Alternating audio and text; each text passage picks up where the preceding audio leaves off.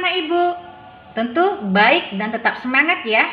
Ya, walaupun sedang menjalankan ibadah puasa. Ayo, semangat ya. Baik, nah kita sebelum memulai mata pelajaran sejarah, kita berdoa dulu ya menurut agama dan kepercayaan masing-masing. Baik, doa dimulai. Doa selesai. Baik, hari ini materi kita mengenai pemerintahan Orde Lama dengan pemerintahan Orde Baru. Nah, jadi Ibu kasih definisi singkat ya, apa itu pemerintahan Orde Lama?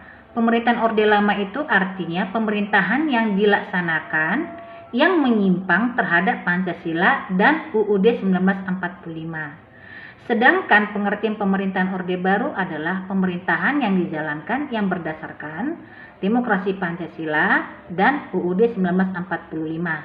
Nah, pengertian tersebut itu dipaparkan oleh Presiden Soeharto atau pada Orde Baru.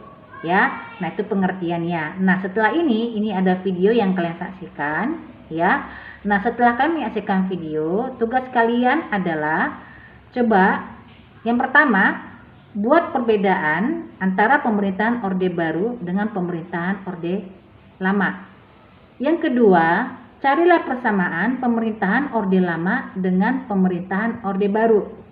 Oke, jawablah itu pertanyaan yang kedua tadi dan itu jawab di Google Classroom ya. Baik, selamat mengerjakan.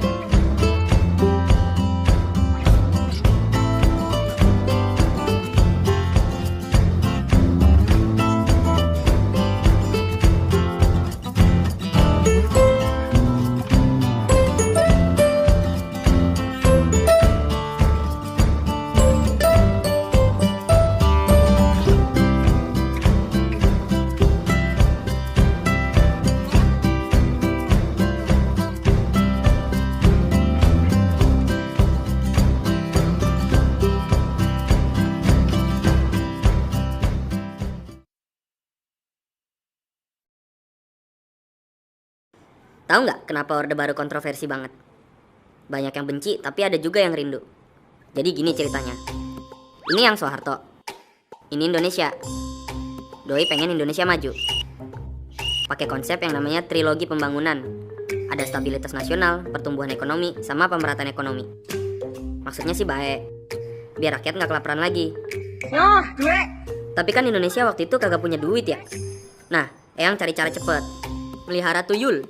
Bukan. Maksudnya buka investasi asing. Ya intinya bule-bule itu boleh bisnis di Indonesia asal bawa duit. Hai, saya mau gali you punya tanah buat cari gold. Enak aja lu, nih gue gali sendokir.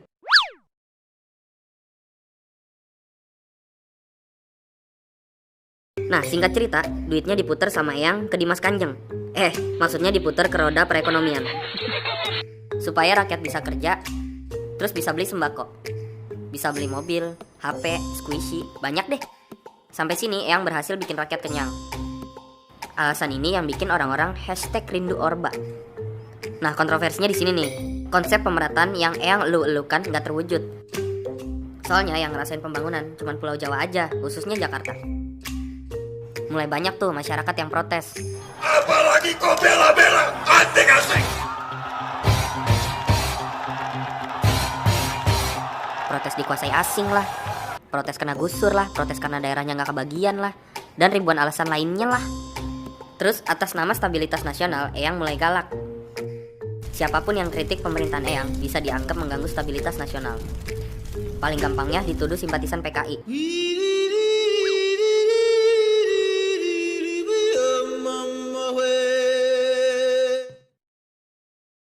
Dibuik atau hilang gitu aja. Gak heran, juga waktu itu ada yang namanya Petrus alias penembakan misterius. Kata Komnas HAM ada sekitar 2.000 orang hilang dan mati akibat ditembak sama gak tahu siapa. Kuis mencari Petrus. Ayo tebak, di mana Petrus berada? Tidak berhasil menemukannya? Tentu saja karena dialah sang misterius. Hehe, gak lucu ya? Oke, lanjut.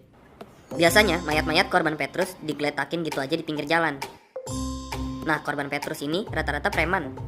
Definisi preman zaman Orba juga simpel banget. Kamu cukup punya tato untuk bisa dianggap sebagai preman dan ditembak gitu aja. Nggak cuma preman, kebebasan pers juga dikekang. Kalau ada pers yang isinya mengkritik Eyang, ya siap-siap aja dibredel.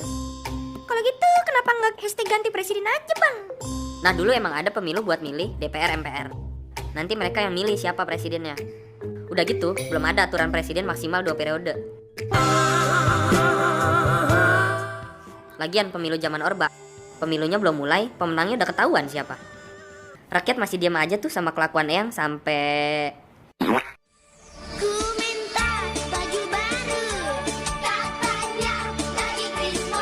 Harga-harga sembako melonjak drastis. Namanya lapar, ya bawaannya ais mosi kan. Sampai puncaknya di 1998, mahasiswa turun ke jalan. Dari yang tadinya nuntut sembako murah, meluas ke tuntutan Eyang mundur. Intinya sih mereka sadar kalau perut kenyang nggak bisa pakai gaya otoriter. Mahasiswa makin panas setelah tahu ada 4 teman mereka gugur akibat ditembak sama nggak tahu siapa. Udah gitu, mahasiswa ini didukung sama tokoh ternama macam Megawati, Amin Rais, Gus Dur, Adnan Buyung Nasution, Nurholis Majid, DLL. Untuk menyatakan berhenti dari jabatan saya sebagai Presiden Republik Indonesia.